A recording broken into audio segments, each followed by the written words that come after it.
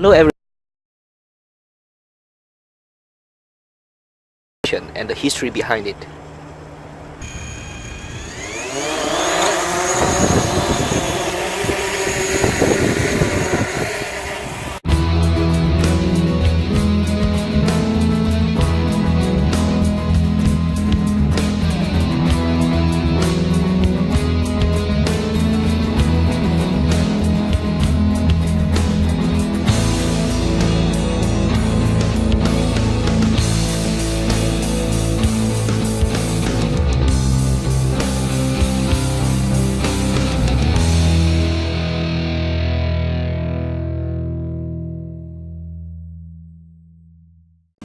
Okay, I'm running now, exercising.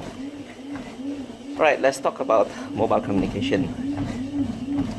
Generally in the market, we have a 4 generation of mobile communication one in development. The first one is the first generation. Now the first generation is very crude. It's analog. It's just like a standard walkie-talkie. People are talking and people are connected just because they can connect without wire. So the second generation is the digital age. And the best part of the second generation is that the security has increased. In the first generation, the security of the phone is not so good. People can just simply tap into the conversation of other people, and you can simply hack into other people's line and use the phone. Whereas the second generation, they're using digital now. If it is digital, we can encrypt it. The second generation phone is just a starting of a new era in digital communication. Voice communication is not enough. What about sending data? When you send data over the optimized voice services, it's not really good because of the problem of the bandwidth. And this is where they think of the third generation. Now the problem is that they invest heavily in the first and the second generation. The backbone is well entrenched into the line, and because of this investment, they don't want to dig out all the line again and then put a new one inside. So the third generation is a combination of the second generation of a voice service and a new type of data line or data infrastructure that is optimized solely for data.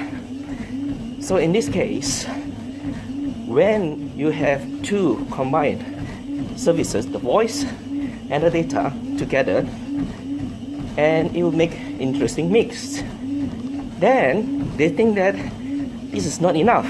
So when they think that this is not enough, then they say that, oh, okay, data is the way to go nowadays. So forget about the analog or even digital type of voice services. So they come out with a 100% even for voice services and data services into a data type of communication, which they call it the packet switching.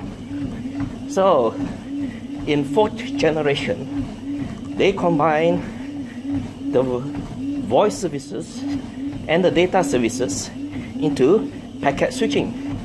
So actually what happened is like optimized type of a Skype communication. So we call it VoIP, voice over IP.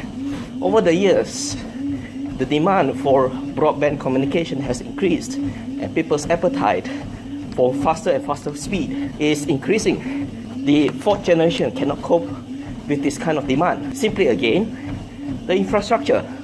The infrastructure is still partly based on the old type of communication concept. So that's why they come up with the fifth generation. So I'm going to talk later more about the fifth generation. Oh, doing a good workout here.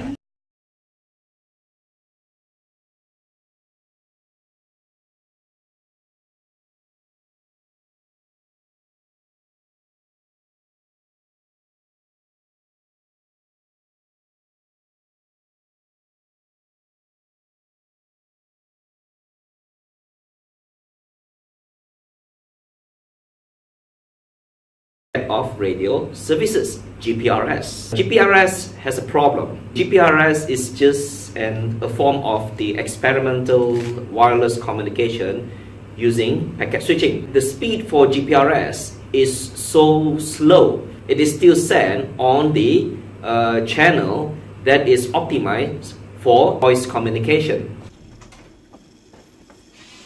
So the engineers soon realized that sending a huge data through the GPRS is not a really good idea. Remember that I mentioned about the piggyback thing. They are piggyback on the line that is optimized for voice but not for data. So this is where the third generation comes in, where they clearly separate the voice services and the data services. So the voice services, they still maintain the circuit switching, whereas the voice part, they clearly separate it and they make it optimized for the packet switching.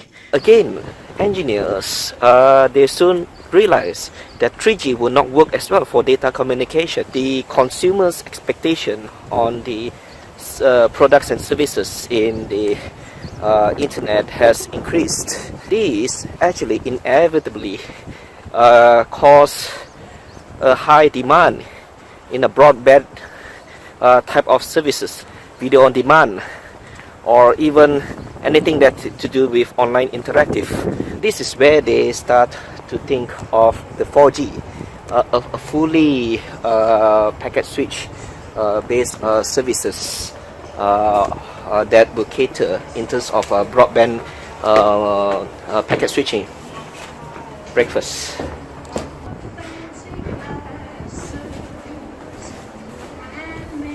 Coffee. Okay, let me adjust this a little bit. Right. Let's talk about 4G. 4G is incredibly a very sophisticated piece of technology. It was designed with the specific mission in the engineer's mind that to cater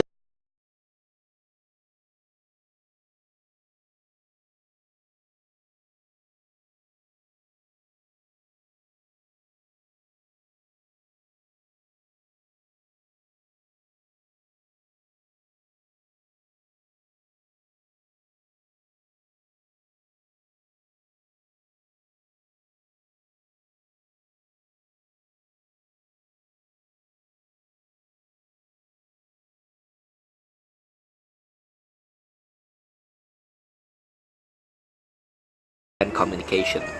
So with that kind of speed, you can easily have a video on demand, and you can easily to have any type of interactive services, online services, e-commerce, you name it, banking services. Now, most of you have heard about 5G. 5G is actually a totally different ball game. One is the speed. The speed, they spice it up about 100 times faster than the 4G. It go up to the gigabit per second. And another one is the Internet of Things. Internet of Things is the way how it goes in 5G. That's how they design. Now 5G is still very new when it comes to technology. It's still on the research papers. There's a lot of scientists, people like me, actually working out on the definition of 5G. So it is expected that the 5G to arrive commercially in the year 2020. The other thing about 5G is the use of its ultra broadband capability. One of the favorite application of 5G is video on demand. The NTT Docomo actually tried to get 5G to work in time with the Tokyo Olympics, so that everybody can view probably the opening ceremony of the Tokyo Olympics using the mobile phone through the video on demand. Because of the high demand on the technological side of the 5G, 100 times faster than the predecessor, to link up all the devices in the Internet of Things concept, you're talking about 2 billion devices by the year 2020. There's a lot of technological marvels still waiting to be discovered how to solve this problem.